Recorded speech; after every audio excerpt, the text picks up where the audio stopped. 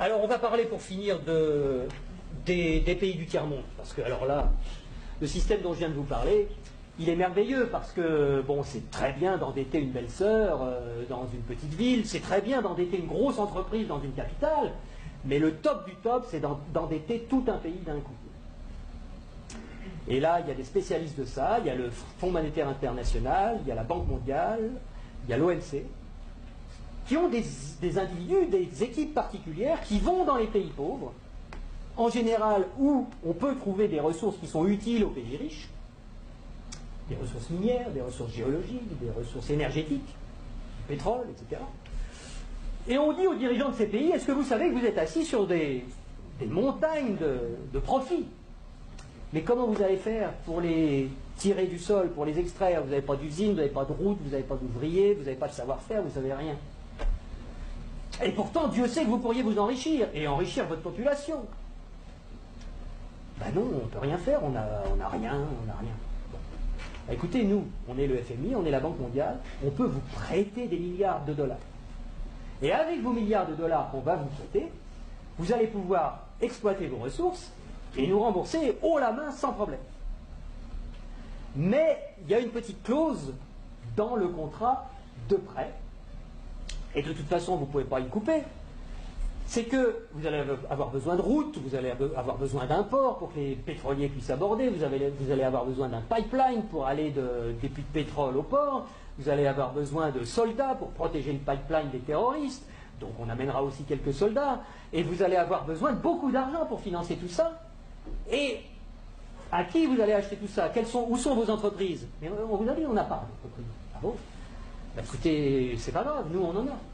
En Occident, beaucoup, on en a plein. On a Halliburton qui fabrique des usines, on a Areva qui a besoin d'uranium, on a Bouygues qui fabrique des autoroutes, des ports, tout ce que vous voulez, on va vous faire ça aux petits oignons, pas de problème. Et c'est comme ça que ça marche. On vous prête 15 milliards, sous réserve que vous fassiez travailler nos entreprises, et de toute façon, vous ne pouvez pas faire autrement. Donc, regardez bien ce que ça fait au point de vue monétaire. Il y a 15 milliards qui sont créés ex nihilo par le Fonds monétaire international et la Banque mondiale. Le Fonds monétaire international, c'est un organisme qui récupère quelques dépôts de la plupart des pays de la planète, qui servent de garantie pour faire des crédits, des prêts aux pays sous-développés. Donc, il y a 15 milliards qui partent de la Banque mondiale et qui vont sur les comptes du pays sous-développé. Et aussitôt, ces 15 milliards-là qui sont dans le pays pauvre, ils retournent dans le pays riche pour aller payer des entreprises occidentales qui vont dans le pays pauvre faire du boulot, construire des trucs. Du point de vue du pays riche, quand vous allez vendre des produits et des services dans un pays pauvre à l'étranger, pour vous, c'est quoi? C'est des exportations ou des importations? Des exportations. Voilà. Je vais aller exporter une usine, Areva, moi français. J'exporte une usine, j'exporte du travail, j'exporte des chars, j'exporte des fusils, j'exporte des outils, de l'outillage. Donc, ce qui est génial, c'est que les 15 milliards qui sont partis des pays occidentaux, qui sont allés dans le pays pauvre, il y a des services qui sont exportés par les pays occidentaux envers les pays pauvres, et l'argent, qu'est-ce qu'il fait? Il revient dans les pays riches, les 15 milliards, ils reviennent. Bon. Et donc les 15 milliards, c'est comme si on avait eu une belle sœur qui avait emprunté 15 milliards et qui nous les distribue, puisque les ouvriers des entreprises des pays occidentaux, les actionnaires des entreprises des pays occidentaux, ils vont avoir plus d'argent grâce à ces 15 milliards qui reviennent. Donc ils vont les dépenser dans l'économie, ça nous fait des transactions nouvelles, de l'emploi nouveau, qui va ruisseler dans notre économie.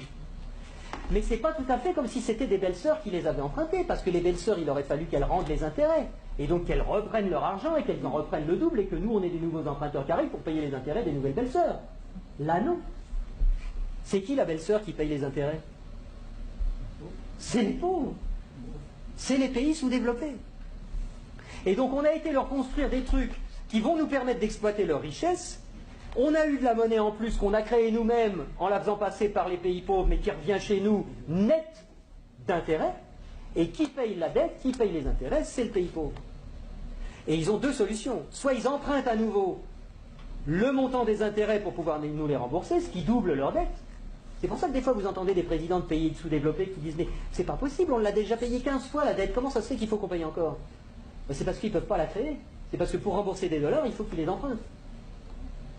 puisqu'il n'y a que nous, les Occidentaux, qui peuvent créer des dollars pour les endetter. Et donc, soit ils empruntent pour continuer à payer leurs intérêts, soit ils vendent leurs ressources pour presque rien. Ce qui nous permet à nous d'avoir le niveau de vie qu'on a. Et d'avoir les ressources des pays sous-développés, qu'on a bien choisis parce qu'ils étaient riches en ressources dont on a besoin, et d'avoir le niveau de vie qu'on a, et d'avoir de l'essence pas chère, et d'avoir des iPhones pas chers, etc. C'est grâce à ça. Donc il faut réfléchir à ça aussi. Il faut savoir que si on a le niveau de vie qu'on a, c'est parce qu'il y a une prédation sur les ressources de la Terre entière, qui nous profitent.